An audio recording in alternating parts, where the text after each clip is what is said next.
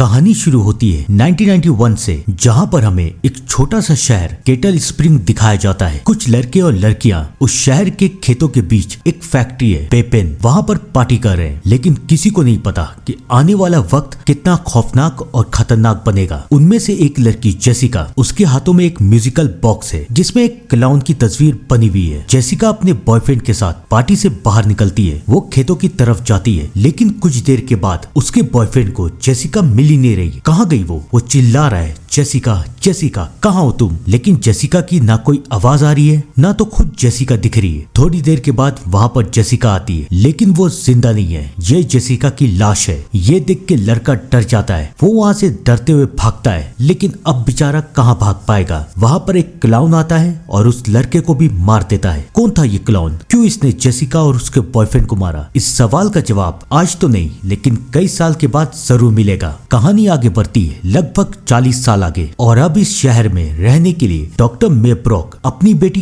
Queen के साथ आए। कुछ महीनों पहले डॉक्टर की बीवी और क्वीन की माँ इस दुनिया से चली गई थी। इन दोनों को इस बात का कई दिनों तक सदमा था। वो दोनों अब उस शहर में रहना नहीं चाहते थे, तो डॉक्टर ने ये फैसला किया कि वो अपनी बेटी को लेके एक गांव में चले जाएंगे। तो अब वो केटल स्प्रिंग में आ चुके हैं, यहाँ के फैमिली डॉक्टर बन के। लेकिन बेचारे डॉक्टर को पता नहीं है कि यहाँ पर क्या क्या होगा। फाइनली वो लोग इस शहर में पहुंचते हैं और अपने घर में भी। इस शहर में नेटवर्क की बहुत ज्यादा प्रॉब्लम है, दूर दूर तक कोई भी नेटवर्क नहीं। और क्वीन को ये बात पसंद नहीं आ रही। उसके पापा उससे वादा करते हैं कि कल इस घर में वाईफाई लग जाएगा। क्वीन और उसके पापा धीरे धीरे रिकवर होने की कोशिश कर रहे हैं। क्वीन अपने कमरे में जाती है, वो खिड़की खोलती है और उसे वही खेत और वही फैक्ट्री दिखती है। याद है ना, भूल तो नहीं गए ना? बेचारी क्वीन को पता नहीं है कि ये फैक्ट्री नहीं बल्कि मौत का अड्डा है। इन सारी बातों से अनजान वो दोनों बाप और बेटी इस शहर में रह रहे हैं। अगले दिन क्वीन का स्कूल है, लेकिन क्वीन जब अपने घर से बाहर निकलती है तो उनके घर के बाहर उनका पड़ोसी रस्ट है। वो भी क्वीन के ही स्कूल में पढ़ता है। रस्ट क्वीन को ये कहता है कि मैंने देखा कि आप लोग अभी अभी शिफ्ट हुए हैं, तो मैंने सोचा क्यों नहीं मैं तुम्हें अपना स्कूल दिखा दूं। डॉक्टर को भी रस्ट काफी अच्छा लड़का लगता है। वो क्वीन को कहते हैं जाओ रस्ट के साथ स्कूल चली जाओ। अब क्वीन और रस्ट स्कूल की तरफ जा रहे हैं। क्वीन एक बात पे ध्यान देती है कि रस्ट ज्यादा बातें नहीं करता। रस्ट तो छोड़िए, इस गांव की हालत बहुत खराब है। उसे ऐसा लग रहा है कि ये गांव अभी भी 90s में है। वो रस्ट से पूछती है कि तुम लोग यहाँ पर मजे का निकले करते क्या हो? रस्ट कहता है हम लोग शिकार करते हैं, खेती करते हैं, बस यही सब और कुछ नहीं। क्वीन सोचती है वो कितने घटिया जगह पे आ चुकी है। फाइनली वो दोनों स्कूल की तरफ पहुंचते हैं। रस्ट क्वीन को कहता है कि इस स्कूल में कई सारे बिगड़े हुए लड़के और लड़कियां भी हैं, तो प्लीज उनसे दोस्ती मत करना। क्वीन रस्ट की बात समझ चुकी है। वो अपनी क्लास पहुंचती है और आज उसे लेट हो चुका है। उसकी क्लास में जो प्रोफेसर पढ़ा रहा है उसका नाम है मिस्टर वन, और वो काफी स्ट्रिक्ट और कड़क है। वो सारे बच्चों को डांट रहा है कि तुम लोग अपने तमीज में रहो, अगर तुम लोगों ने बदतमीजी की तो इसका अंजाम बिल्कुल भी अच्छा नहीं होगा। लेकिन वहाँ पर एक लड़की है जैनेट, जो कि उस टीचर का ही मजाक उड़ा रही है। ये देख के जैनेट, उसके दोस्त और पूरा क्लास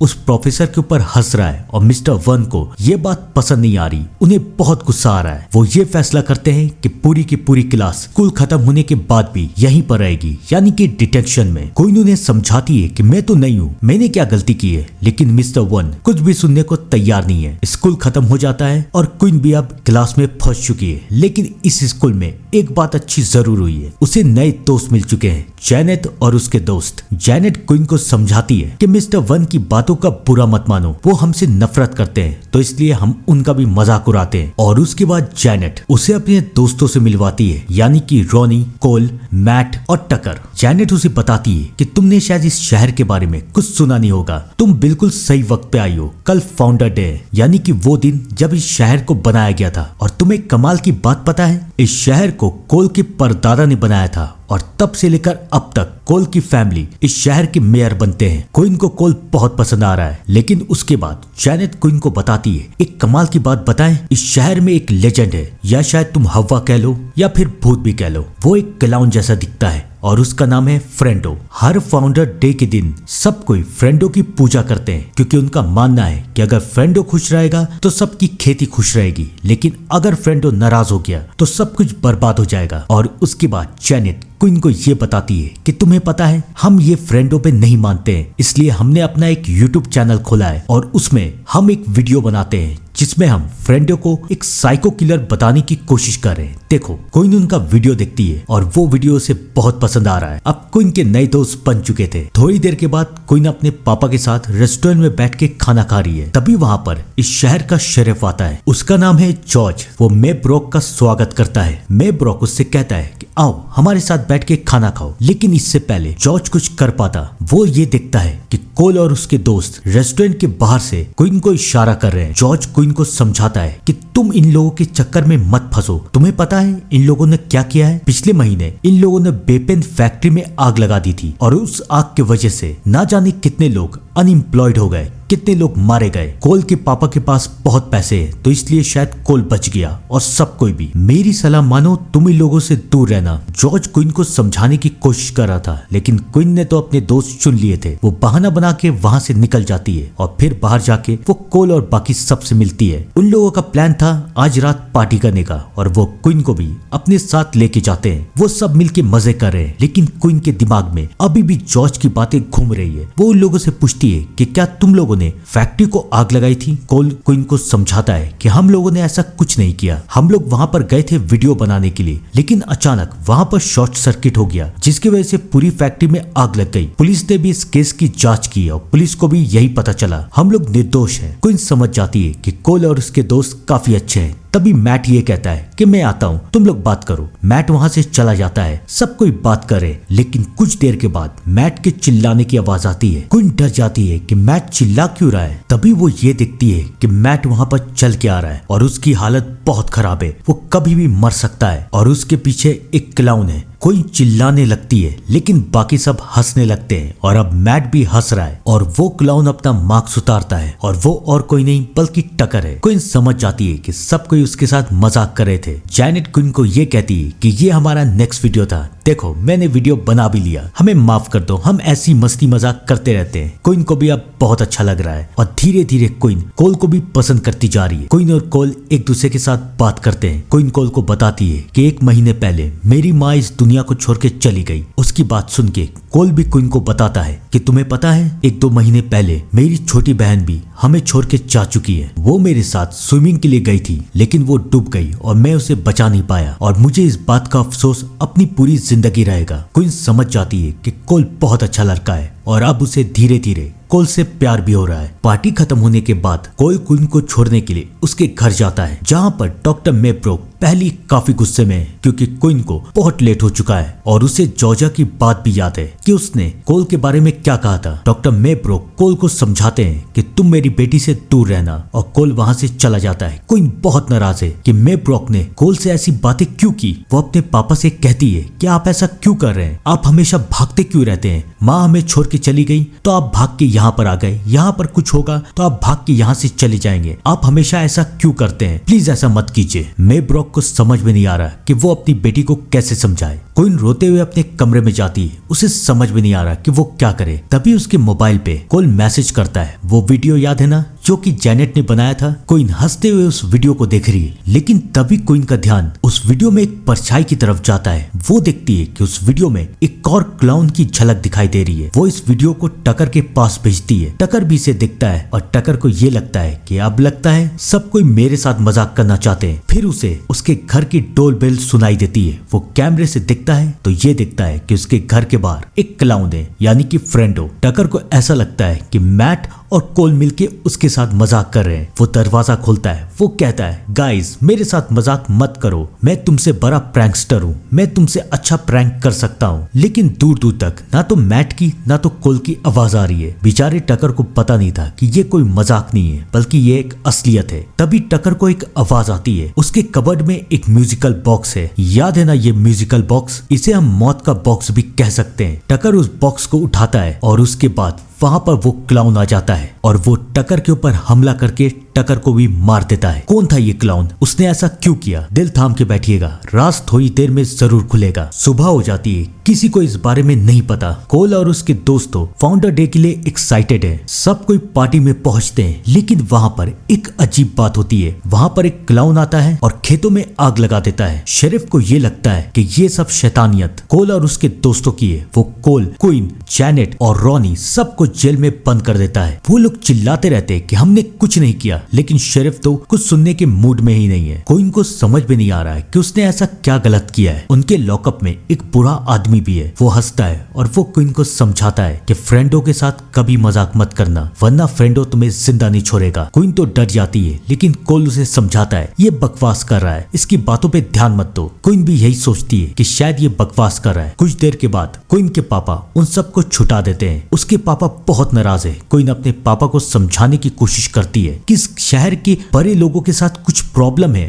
वो लोग ऐसा बिहेव क्यों करते हैं जैसे कि वो सही है और हम गलत। मेब्रोक अपनी बेटी को समझाता है कि बड़े सिर्फ अपने बच्चों को सीख देने की कोशिश करते हैं और कुछ भी नहीं, लेकिन क्वीन इस बात पे रेडी नहीं है। बेचारी को पता नहीं है कि आने वाला वक्त उसे क्या क्या दिखाएगा। इन सारे बातों से अनजान मैट अपने कमरे में एक्सरसाइज कर रहा है और तभी उसके सामने एक क्लाउन आता है। मैट को तो यही लग रहा है कि ये क्लाउन या तो टकर है या फिर कोल, लेकिन बेचारे को पता नहीं है कि ये क्लाउन एक मौत का सौदागर है। इससे पहले मैट कुछ समझ पाता, वो क्लाउन मैट को मार देता है। सब कोई इस सारी बातों से अनजान थे। क्वीन अपने घर में बैठी हुई है, तभी उसके पास कोल का मैसेज आता है। कोल उसे आज रात की पार्टी में बुला रहा है। वो कहता है कि हर साल हम लोग फाउंडर डे के रात में बेपेन फैक्ट्री में पार्टी करते हैं, क्या तुम भी आओगी? क्वीन मान जाती है। उसके पापा सो रहे हैं और वो कोल के साथ पार्टी में जाने के लिए तैयार हो जाती है। वो लोग फैक्ट्री में पहुंचते हैं, लेकिन ये क्या, पार्टी में ना तो टकर है ना तो मैट। कोल जैनेट और रॉनी से पूछता है कि वो दोनों कहाँ हैं। रॉनी कहती है कि पता नहीं मैट और टकर कहाँ हैं, वो दोनों हमारा फोन भी नहीं उठा रहे। सबको ऐसा लगता है कि शायद वो दोनों शहर से बाहर जा चुके हैं, लेकिन किसी को नहीं पता है कि उन दोनों के साथ क्या हुआ है और ना ही इन लोगों को ये पता है कि आज की रात क्या होने वाला है, क्योंकि आज की रात एक खौफनाक और खतरनाक रात है। सब कोई पार्टी कर रहे हैं, सब कोई बहुत खुश है, लेकिन तभी एक लड़की के चीखने की आवाज आती है। जैनेट, रॉनी और क्वीन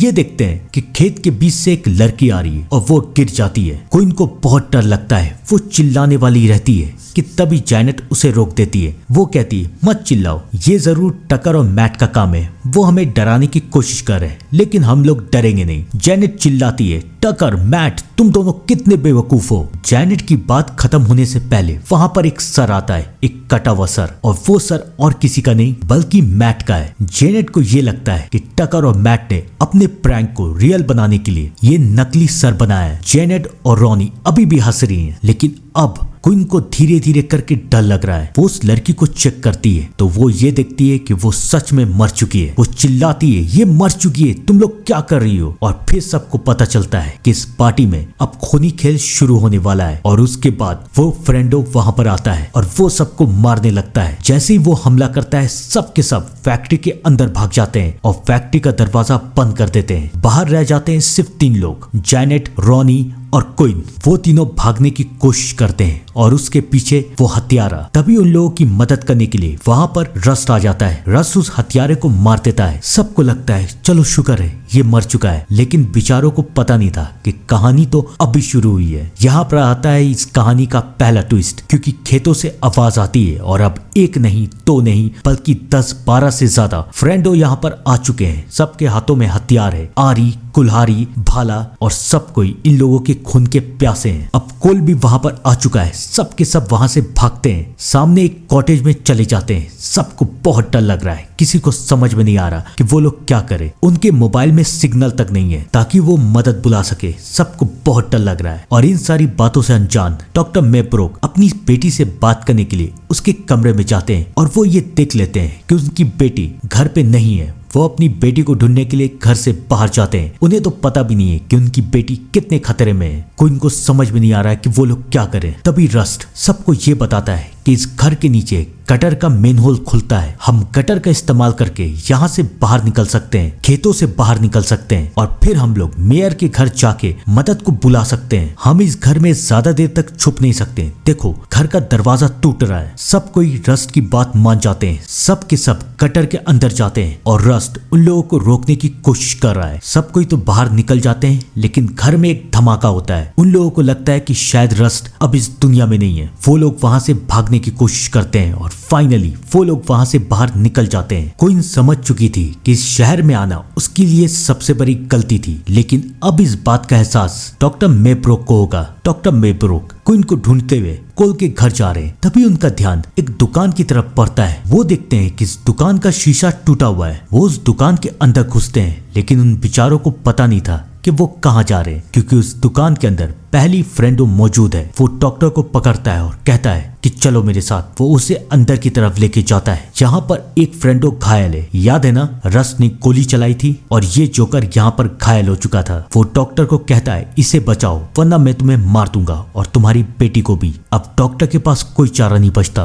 वो इसे बचाने की कोशिश कर रहे हैं। जहाँ पर एक तरफ डॉक्टर की जान खतरे में थी, वहीं दूसरी तरफ क्वीन और उसके दोस्त खेतों से बाहर निकल चुके थे और अब उन्हें सामने शेरिफ की गाड़ी आते हुए दिखाई दे रही थी। वो लोग सोचते हैं कि चलो हम लोग बच चुके हैं। शेरिफ अपनी कार को रोकता है और वो कोल से कहता है तुम सुधरोगे नहीं ना, तुम फिर से ये सब कर रहे हो। कोल शेरिफ को समझाने की कोशिश करता है कि मैंने कुछ नहीं किया। वहां पर फैक्ट्री की तरफ कई सारे साइको घुस आए हैं और वो हमें मार रहे हैं। लेकिन जॉर्ज कोल की बात नहीं सुनता। वो उसे अरेस्ट करके वहां से ले जाता है। क्वीन और उसके दोस्त चिल्लाते रहते हैं प्लीज मेरी मदद कीजिए, प्लीज हमारी मदद कीजिए। लेकिन शेरिफ रुकता नहीं है। अब उनके पास कोई चारा नहीं था, उन्हें यहाँ से बाहर निकलना ही पड़ेगा। वो लोग दोबारा खेतों की तरफ जाते हैं, लेकिन इस बार खेत में उनका स्वागत एक नहीं दो नहीं बल्कि तीन साइको किलर कर रहे हैं। और सबसे पहले उन साइको किलर का शिकार बनती है रॉनी। वो रॉनी को तरपा के मार देते हैं। किसी तरह से क्वीन और जैनेट वहां से बच के बाहर निकलते हैं और वो लोग एक घर की तरफ पहुंचते हैं और उस घर में फोन भी है। लेकिन इससे पहले वो उस फोन को इस्तेमाल कर पाते, एक साइको वहां भी आ जाता है और वो जैनेट को मार देता है। लेकिन इससे पहले वो क्वीन को मार पाता, क्वीन उस साइको को मार देती है। अब क्वीन सिर्फ अकेली बची है और कोई भी नहीं। क्वीन वहां से बाहर निकलती है, भागने की कोशिश करती है, लेकिन अब बहुत देर हो चुकी है। क्वीन को एक नहीं दो नहीं बल्कि तीन साइको ने घेर लिया है। लेकिन वो क्वीन को मारते नहीं है, क्वीन को बेहोश करके अपने साथ ले जाते हैं और इस बात की खबर सब कोई एक दूसरे को वॉकी टॉकी से बताते हैं। याद है ना, डॉक्टर मेब्रोक जोकरों के साथ थे और वो वॉकी टॉकी से सब कुछ सुन लेते हैं। अब उन्हें अपनी बेटी को बचाना था, तो वो इन जोकरों को मार के अपनी बेटी के पास जा रहे हैं। लेकिन क्या वो बचा पाएंगे और कौन है ये लोग? दिल थाम के बैठिएगा, क्योंकि सारे राज अब खुलने वाले हैं। और अब आता है कहानी का आखिरी ट्विस्ट। क्वीन की आंख खुलती है और क्वीन के सामने 3-4 जोकर्स हैं और फिर धीरे धीरे करके वो अपना मास्क उठाते हैं और वो और कोई नहीं बल्कि इस टाउन के बुरे और बुजुर्ग लोग थे, यानी कि शेरिफ, जॉर्ज, वेट्रेस, टीचर और यहाँ पे दुकान में काम करने वाला आदमी। और इन सब का लीडर था कोल का पापा और इस शहर का मेयर। क्वीन चिल्लाती है कि आप लोग ऐसा क्यों कर रहे हैं, आप लोग चाहते क्या हैं?